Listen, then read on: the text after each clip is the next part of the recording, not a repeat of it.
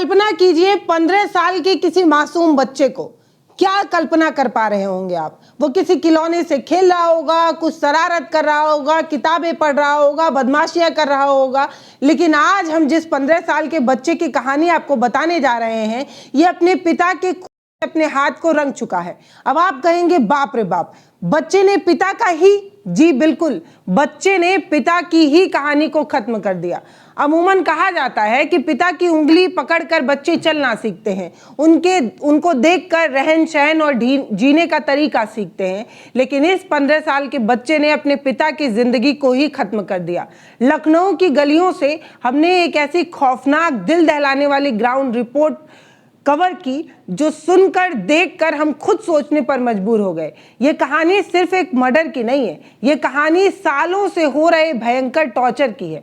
नशे की लत और एक मजबूर परिवार जिसमें एक मासूम कातिल बन जाता है। अब यहाँ पर बात यह है कि क्या किसी शराबी पिता का अत्याचार इस हद तक बढ़ सकता है कि बेटा ही उसका काल बन जाए?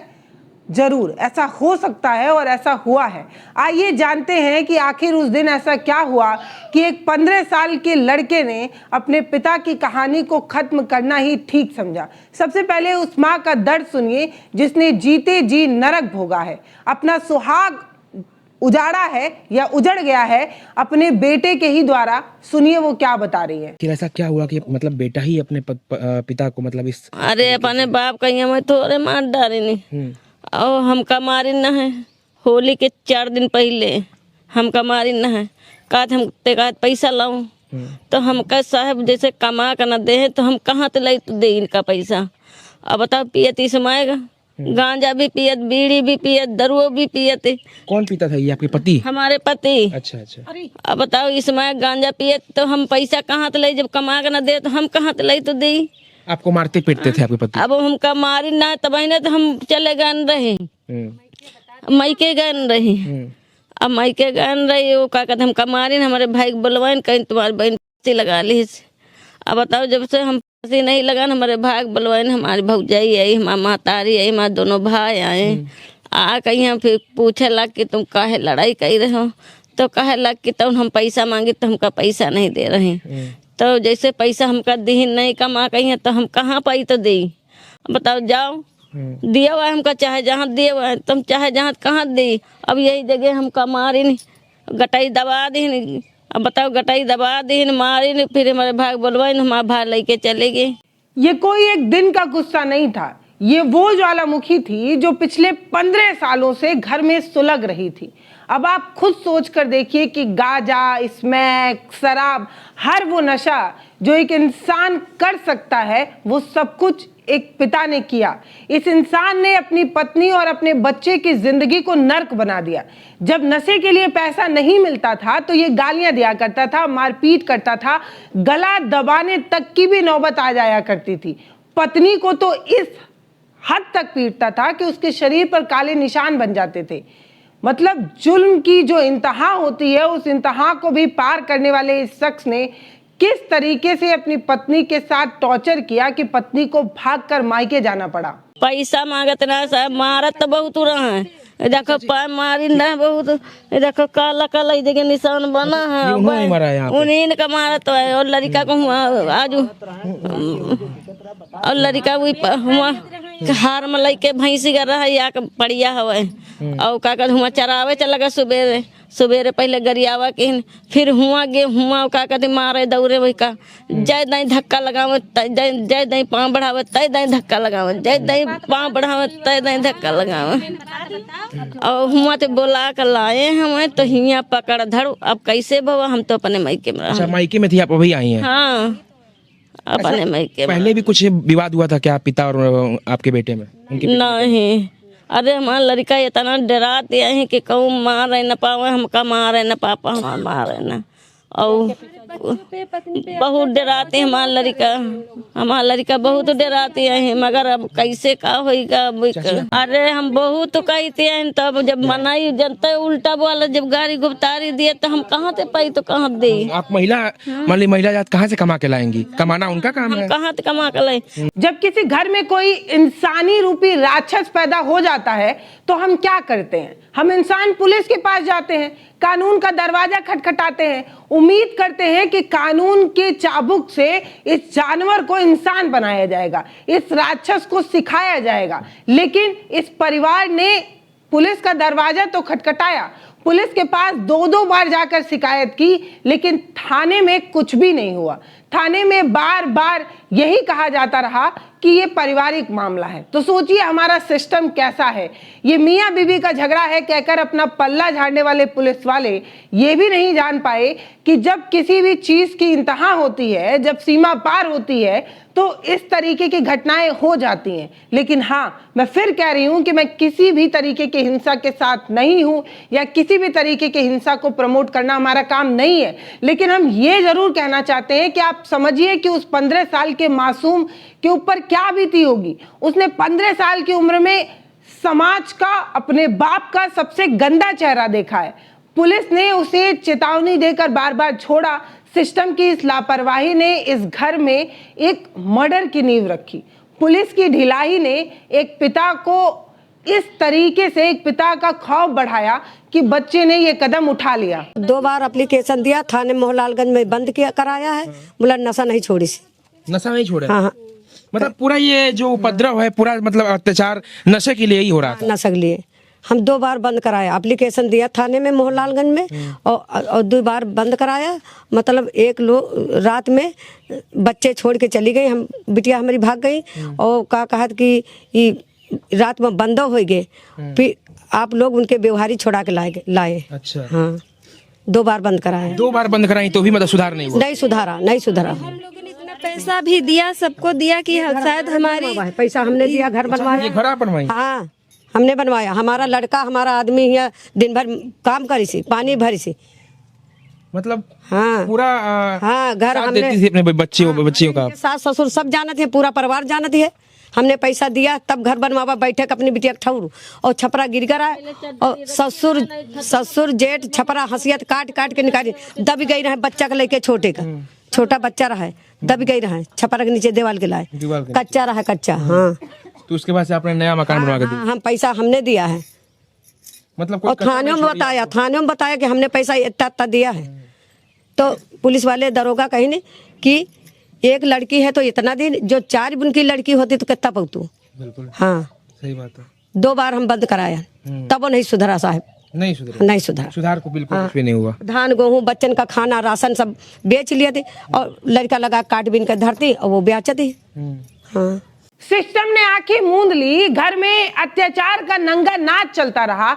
आप सोच सकते हैं कि एक पिता ने अपने ही बच्चे का खाना छीनकर जानवरों को डाल दिया हो। जी हाँ, ऐसा हुआ है। जिस घर में ठीक से खाना मुयस्सर ना हो रहा हो, बच्चे भूखे तड़प रहे हो, उस घर में 15 साल का सबसे बड़ा लड़का मजदूरी करके अपने छोटे भाइयों के लिए चोरी छुपे समोसा और गुजिया लाता था, बाहर से खाने की कुछ व्यवस्था करता था, क्योंकि उसका बाप, जिसकी ये जिम्मेदारी थी कि वो अपने बच्चों का पेट भर पाए, वो अपनी जिम्मेदारी से मुंह मोड़ चुका था। इतना ही नहीं, ना तो खाना घर में बनने देता था और बना हुआ खाना इन बच्चों को खाने तक नहीं देता था। बच्चे भूखे तड़पते रहते थे। इसीलिए एक बड़े भाई होने के नाते वो बाहर मजदूरी करने लगा। छोटे बच्चों के चेहरे का खौफ देखिए, उनकी कांपती हुई आवाज सुनिए, जो आपको बताएगा कि एक पिता का खौफ कितना इनके दिल में बैठ चुका है। भाई सुबह क्या हुआ? आप थे यहाँ पे? हम तो नहीं रहे, बकरी ले गए। बकरी ले गए थे बाहर। तो कुछ आपके पापा में या भैया में कुछ झगड़ा हुआ था क्या कुछ सुबह? पता नहीं। आप थे नहीं? हम नहीं रहे। अच्छा, चोट कैसे लगा ये? लाग कर गिर गए थे? पापा मारते भी थे तुम लोग को? हाँ, खाना नहीं बना दिए। खाना नहीं बनाते थे? नहीं। अरे चढ़ा भगोला उतरवा देते थे, रोज का काम।